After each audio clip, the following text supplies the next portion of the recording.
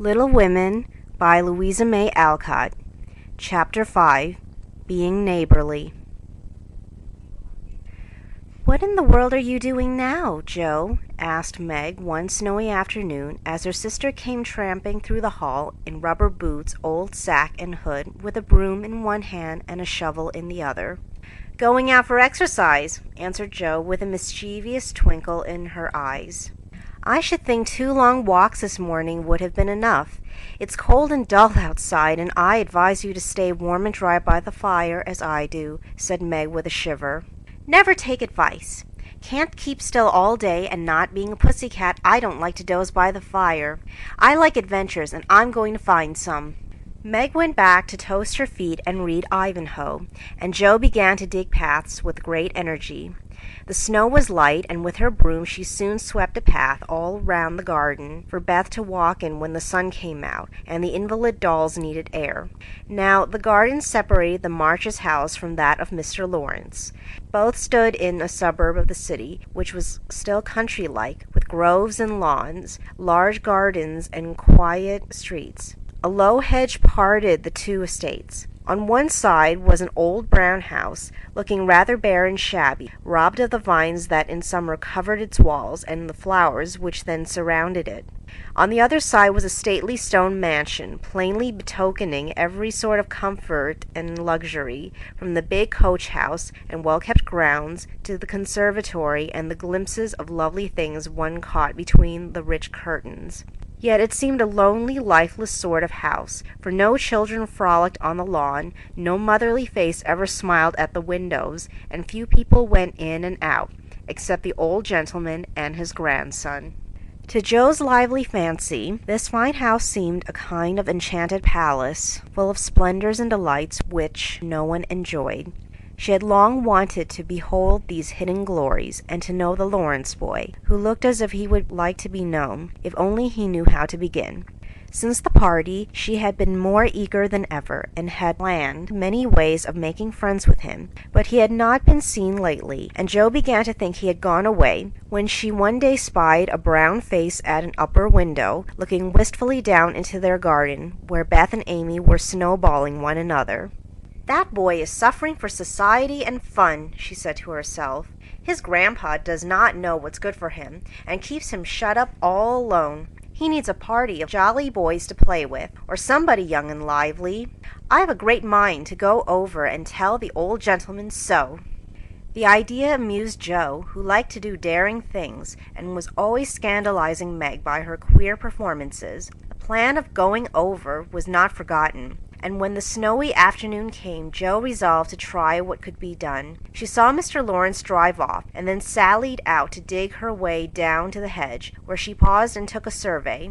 All quiet, curtains down at the lower windows, servants out of sight, and nothing human visible but a curly black head leaning on a thin hand at the upper window.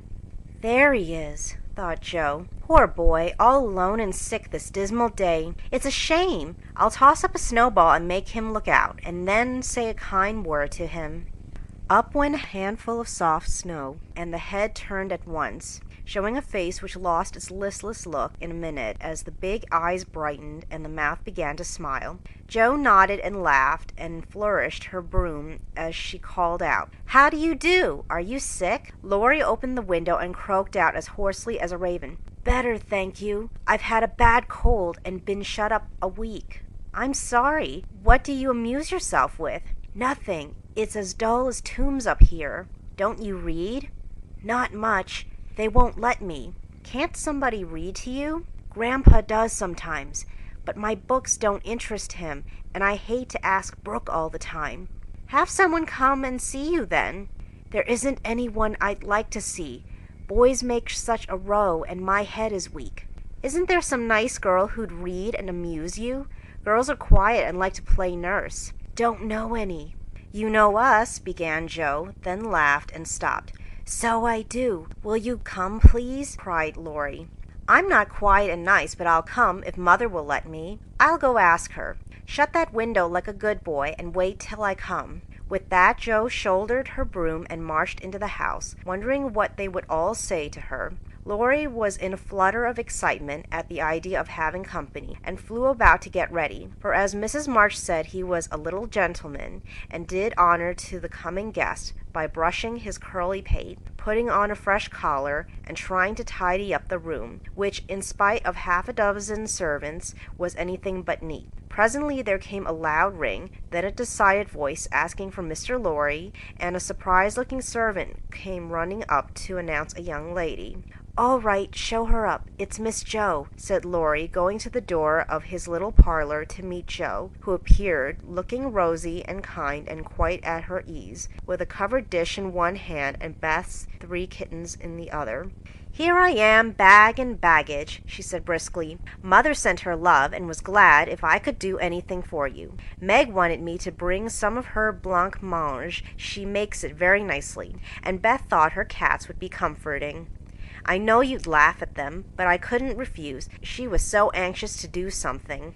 It so happened that Beth's funny loan was just the thing, for in laughing over the kits, Laurie forgot his bashfulness and grew sociable at once. "That looks too pretty to eat," he said, smiling with pleasure as Joe uncovered the dish and showed the blancmange, surrounded by a garland of green leaves and the scarlet flowers of Amy's pet geranium.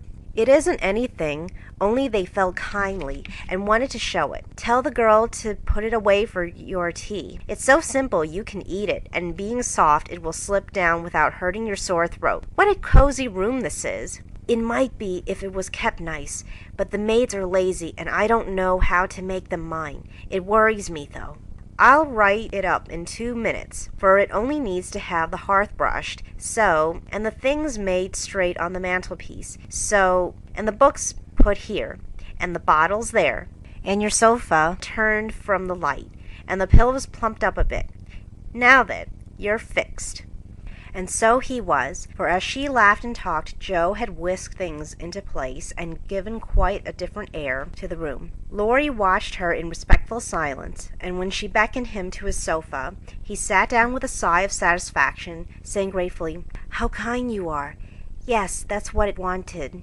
Now, please take the big chair and let me do something to amuse my company." "No, I came to amuse you. Shall I read aloud?" And Joe looked affectionately towards some inviting books nearby. "Thank you. I've read all those, and if you don't mind, I'd rather talk," answered Laurie. "Not a bit. I'll talk all day if you'll only set me going. Beth says I never know when to stop." "Is Beth the rosy one who stays at home a good deal and sometimes goes out with a little basket?" asked Laurie with interest. "Yes, that's Beth. She's my girl, and a regular good one she is, too. The pretty one is Meg, and the curly-haired one is Amy, I believe. How did you find that out?" Laurie colored up, but answered frankly, "Why, you see, I often hear you calling to one another, and when I'm alone up here, I can't help looking over at your house. You always seem to be having such good times. I beg your pardon for being so rude, but sometimes you forget to put down the curtain at the window where the flowers are, and when the lamps are lighted, it's like looking at a picture to see the fire, and you all round the table with your mother. Her face is right opposite, and it looks so sweet behind the flowers, I can't help watching it. I haven't got any mother, you know." And Laurie poked the fire to hide a little twitching of the lips that he could not control.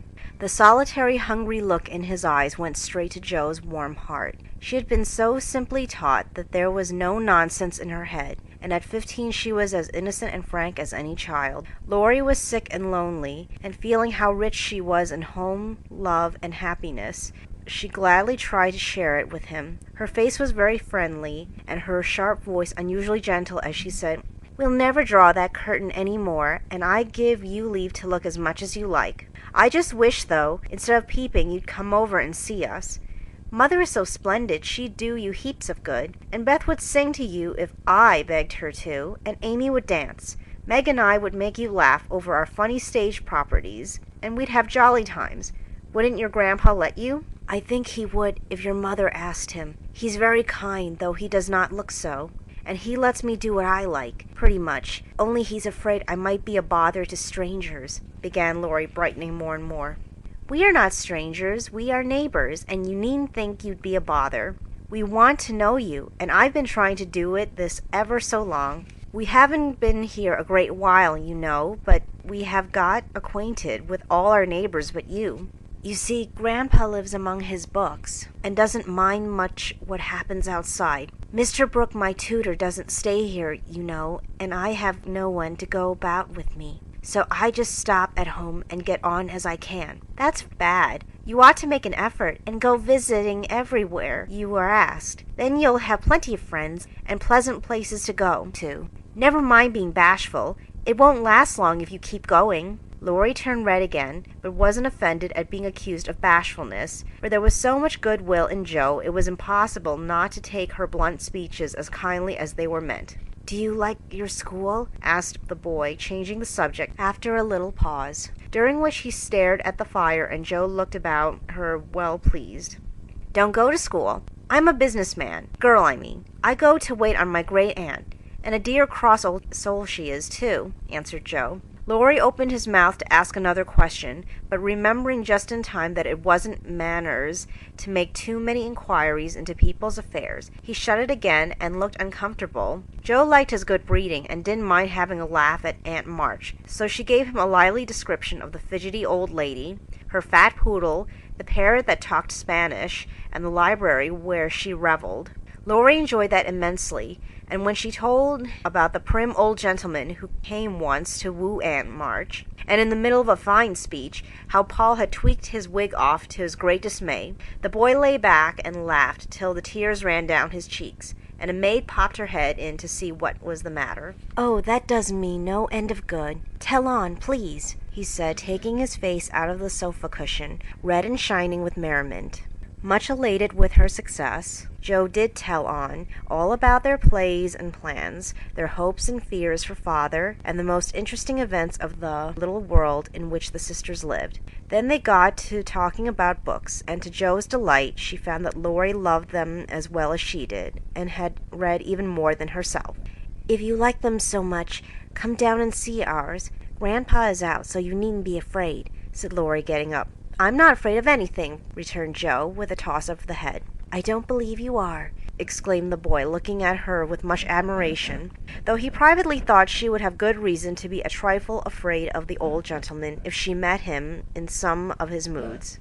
The atmosphere of the whole house being summer-like, Laurie led the way from room to room, letting Joe stop to examine whatever struck her fancy, and so at last they came to the library, where she clapped her hands and pranced, as she always did when especially delighted. It was lined with books, and there were pictures and statues, and distracting little cabinets full of coins and curiosities, and sleepy hollow chairs and queer tables and bronzes, and, best of all, a great open fireplace with quaint tiles all around it.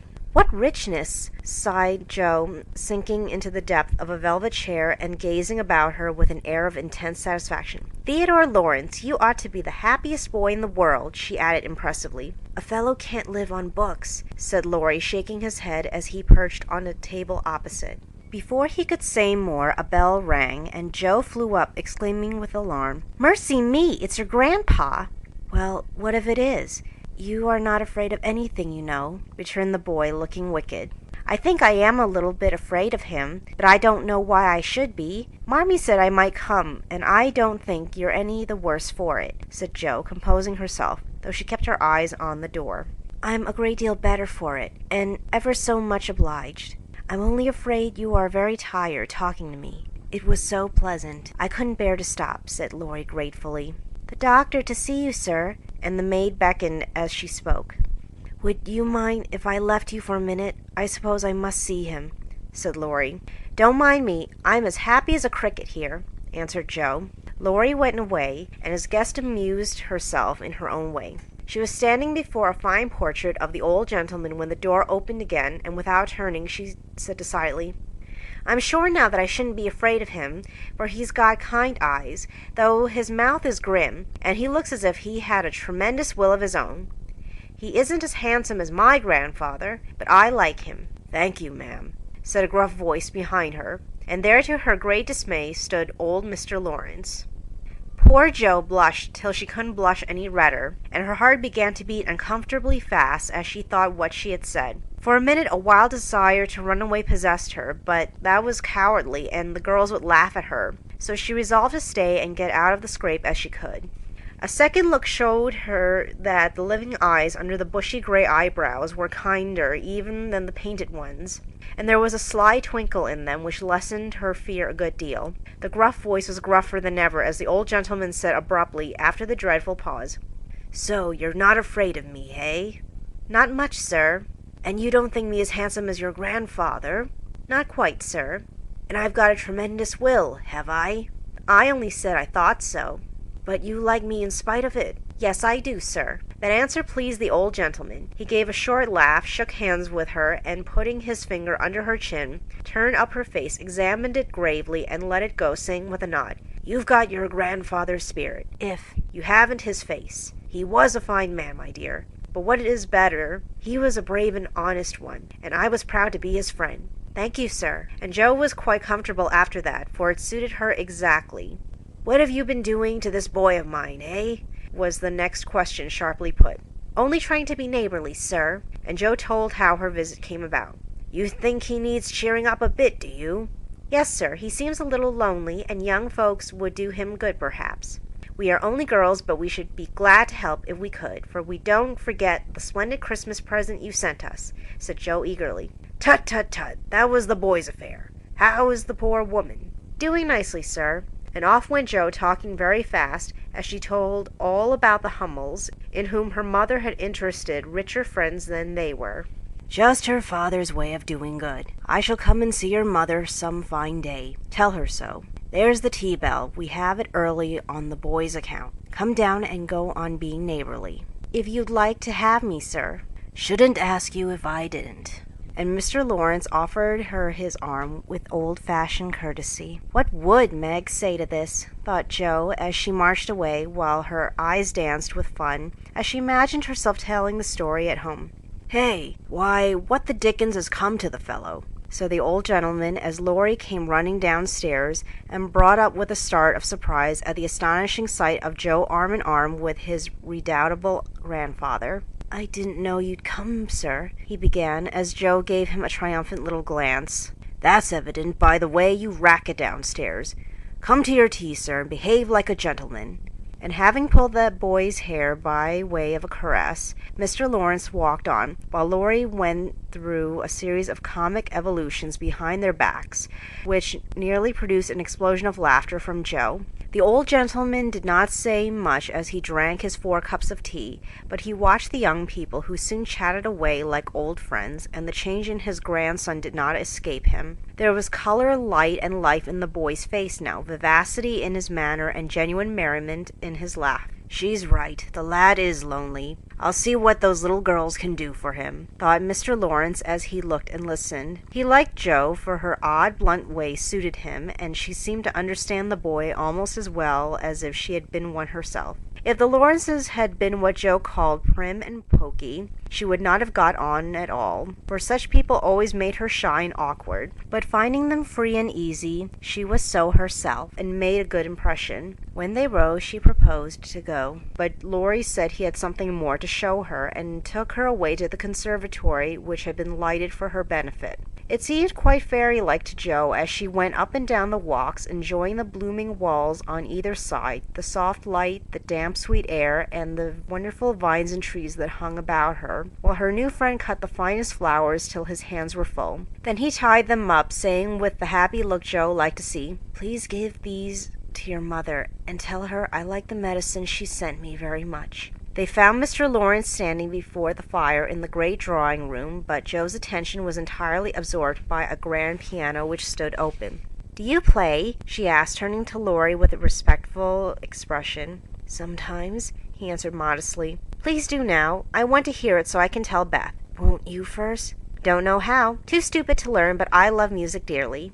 So Laurie played, and Jo listened, with her nose luxuriously buried in heliotrope and tea roses. Her respect and regard for the Lawrence boy increased very much, for he played remarkably well and didn't put on any airs. She wished Beth could hear him, but she did not say so, only praised him till he was quite abashed, and his grandfather came to the rescue. That will do, young lady. Too many sugar plums are not good for him. His music isn't bad, but I hope he will do as well in more important things. Going? Well, I'm much obliged to you, and I hope you'll come again. My respects to your mother. Good night, Dr. Joe." He shook hands kindly, but looked as if something did not please him. When they got into the hall, Joe asked Laurie if she had said anything amiss. He shook his head. "No, it was me. He doesn't like to hear me play." "Why not?" "I'll tell you some day. John is going home with you, as I can't." "No need of that. I am not a young lady, and it's only a step. Take care of yourself, won't you?" "Yes, but you will come again, I hope." "If you promise to come and see us after you are well." "I will. Good night, Laurie." "Good night, Joe. Good night." When all the afternoon's adventures had been told, the family felt inclined to go visiting in a body, for each found something very attractive in the big house on the other side of the hedge. Mrs. March wanted to talk of her father with the old man who had not forgotten him. Meg longed to walk in the conservatory. Beth sighed for the grand piano, and Amy was eager to see the fine pictures and statues. "Mother, why didn't Mr. Lawrence like to have Laurie play?" asked Joe, who was of an inquiring disposition. "I am not sure, but I think it was because his son, Laurie's father, married an Italian lady, a musician, which displeased the old man, who was very proud. The lady was good and lovely and accomplished, but he did not like her, and never saw his son after he married. They both died when Laurie was a little child, and then his grandfather took him home. I fancy the boy, who was born in Italy, is not very strong, and the old man is afraid of losing him, which makes him so careful. Laurie comes naturally by his love of music, for he is like his mother, and I dare say his grandfather fears that he may want to be a musician. At any rate, his skill reminds him of a woman he did not like, and so he glowered, as Joe said." "Dear me, how romantic!" exclaimed Meg. "How silly!" said Joe. "Let him be a musician if he wants to, and not plague his life out sending him to college when he hates to go." "That's why he has such handsome black eyes and pretty manners, I suppose. Italians are always nice," said Meg, who was a little sentimental. "What do you know about his eyes and his manners? You never spoke to him, hardly," cried Joe, who was not sentimental. "I saw him at the party, and what you tell shows that he knows how to behave. That was a nice little speech about the medicine Mother sent him." "He meant the blancmange, I suppose." "How stupid you are, child. He meant you, of course." "Did he?" And Joe opened her eyes as if it never occurred to her before. "I never saw such a girl. You don't know a compliment when you get it," said Meg, with an air of a young lady who knew all about the matter. "I think they are great nonsense, and I'll thank you not to be silly and spoil my fun. Laurie's a nice boy, and I like him, and I won't have any sentimental stuff about compliments and such rubbish. We'll all be good to him because he hasn't got any mother, and he may come over and see us, mayn't he, Marmee?" "Yes, Joe, your little friend is very welcome, and I hope Meg will remember that children should be children as long as they can." "I don't call myself a child, and I'm not in my teens yet," observed Amy. "What do you say, Beth?" "I was thinking about our Pilgrim's Progress," answered Beth, who had not heard a word. "How we got out of the slough and through the wicket gate by resolving to be good, and up the steep hill by trying, and that may be the house over there, full of splendid things, is going to be our palace beautiful." "We have got to get by the lions first," said Joe, as if she rather liked the prospect. End of chapter 5.